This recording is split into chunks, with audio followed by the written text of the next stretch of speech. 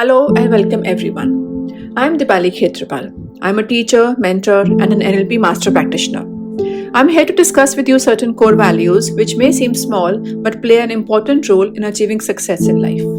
Do hit the subscribe button so that you don't miss upcoming episodes. We will be discussing the meaning of these values through various examples and stories and how we can imbibe these values and make them a part of our life.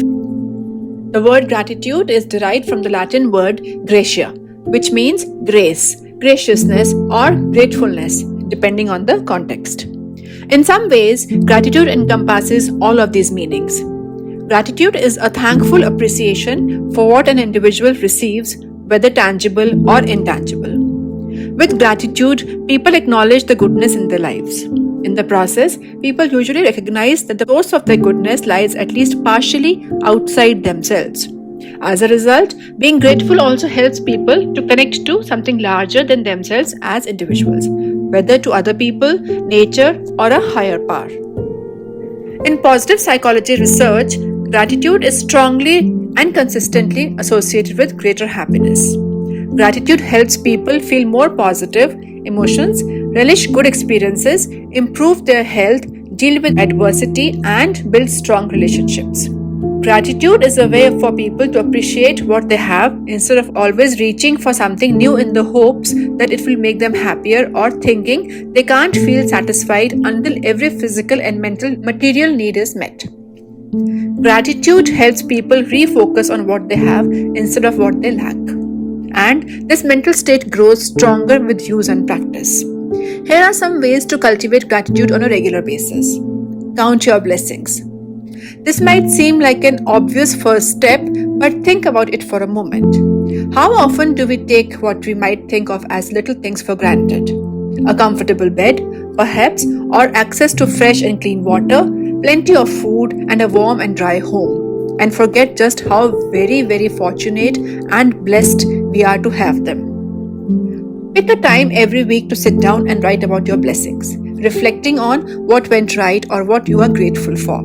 Sometimes it helps to pick a number, such as 3 to 5 things that you will identify each week. As you write, be specific and think about the sensations you felt when something good happened to you. Keep a gratitude journal. Make it a habit to write down or share with a loved one thoughts about the gifts you have received each day. Start a gratitude journal. Making the commitment to writing down good things each day makes it more likely that we will notice good things as they happen. Pray. People who are religious can use prayer to cultivate gratitude. Practice gratitude rituals. Some people say grace before a meal. Pausing in gratitude before eating doesn't have to be religious. It's a simple habit that helps us notice and appreciate the blessings of food on the table. Savor the feeling of gratitude. Once you're aware of the blessings of everyday life, the next step is to savor them. There are moments when you naturally, right then and there, feel filled with gratitude. These are moments when you say to yourself, "Oh wow, this is amazing," or "How great this is." Pause. Notice and absorb the feeling of true, genuine gratitude. Let it sink in. Soak it up. Savor your blessings the moment they happen. Express gratitude. Expressing gratitude is more than courtesy, manners, or being polite. It's about showing your heartfelt appreciation. When you thank someone, you're also practicing the first 2 gratitude skills. You've noticed something good and you've genuinely appreciated it. Show your appreciation to someone who did something nice. Say, "It was really kind of you to," or "It really helped me out when you," or "You did me a big favor when," or "Thank you for listening when," or "I really appreciated it when you taught me," or "Thank you for being there when," etc. Write a thank you note. You can make yourself happier and nurture your relationships with another person by writing a thank you letter or email, expressing your enjoyment and appreciation of that person's impact on your life. Express gratitude by doing kindness. Gratitude might inspire you to return a favor or act with kindness or thoughtfulness.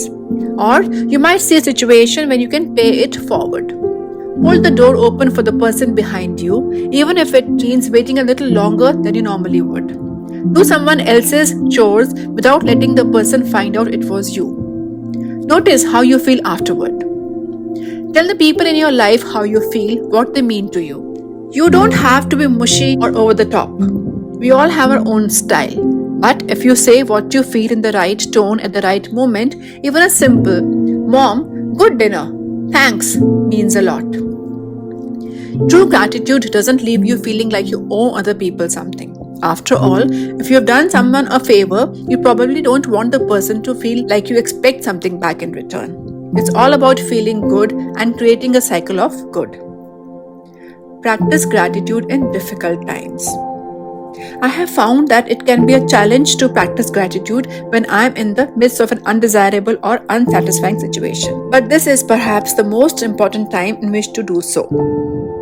One example that always comes back to me is from a friend who, when going through a particularly difficult time financially and struggling to pay her utility bills, still cultivated a spirit of gratitude by reminding herself what those bills represented: warmth, light, contact with the outside world, and being thankful for having access to each of these things.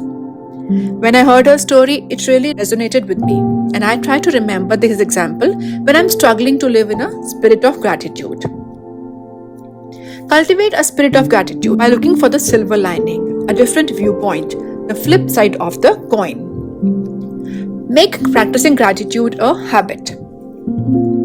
Our everyday lives are peppered with habits that are part of our daily routine and have become a natural extension of who we are and how we choose to live our lives.